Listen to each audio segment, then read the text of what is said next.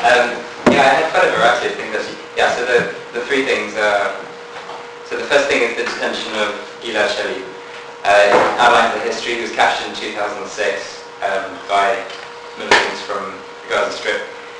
And yeah, repeatedly after he was captured, it's been stated by Israeli officials that the lifting of blockade is conditional on his release.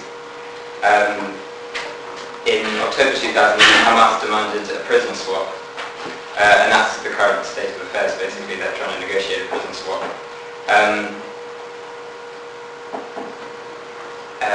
Noam Shalit, his father, met in Geneva, where there were subsequent pieces of evidence given in July of 2009, and he confirmed that he and the rest of the family had no communication with Shalit since he's been captured.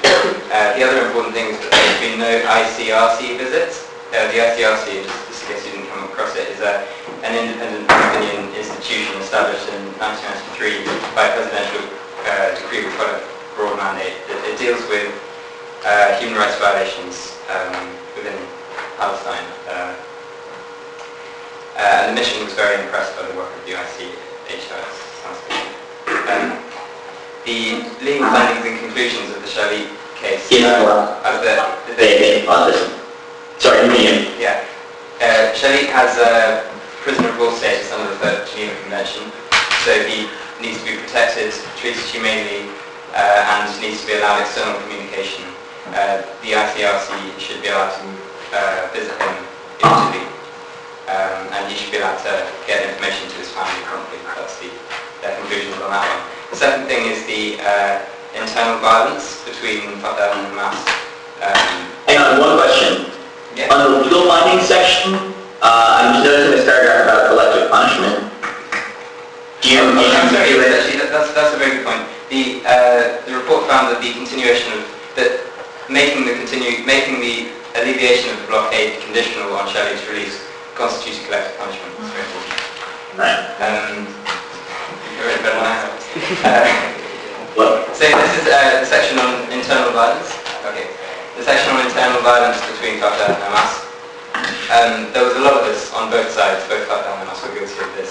It peaked in 2007 when Hamas seized control of the Strip.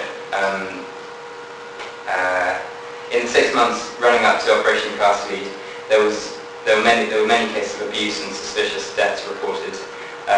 45 complaints from citizens of torture by government services and organisations. That really talks about Hamas. About 250 complaints to the ICHR of detention without following legal procedures. Family visits were denied systematically. There was yes, most of this violence, it seems, was politically motivated. There were many attacks against Fatah officials. Beatings, denying medical treatment, shooting escapees of prisons, killings, torture, beatings. An important thing is that the Al-Saraya prison was bombed, and this led to a number of prisoners trying to escape, and they weren't all Fatah prisoners. They were, some of them drug dealers and things, and a lot of them were killed, sort of in extrajudicial, kind of summary ways.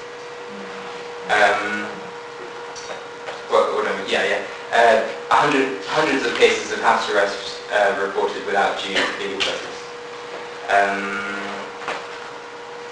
So the factual findings basically were that there was a pattern of armed and sometimes uninformed masked men breaking into houses of Fatah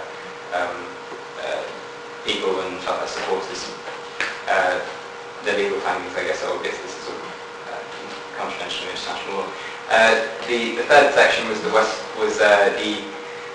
events in the West Bank parallel to Operation Lead, including in East Jerusalem.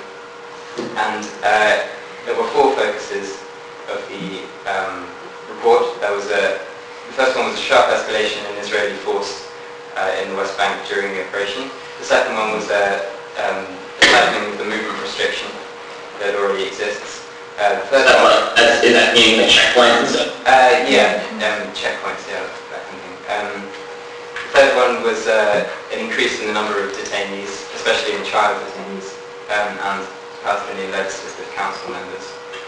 The fourth one is the sort of equivalence, the way that the two situations exacerbated one another. The mission, of course, couldn't visit the West Bank because of a lack of cooperation by Israel, so this is all from other evidence. So during the Operation Cast Lead, the settler violence increased hugely, and there were big riots in Hebron. There were 4 people killed during demonstrations in the West Bank by Israeli forces.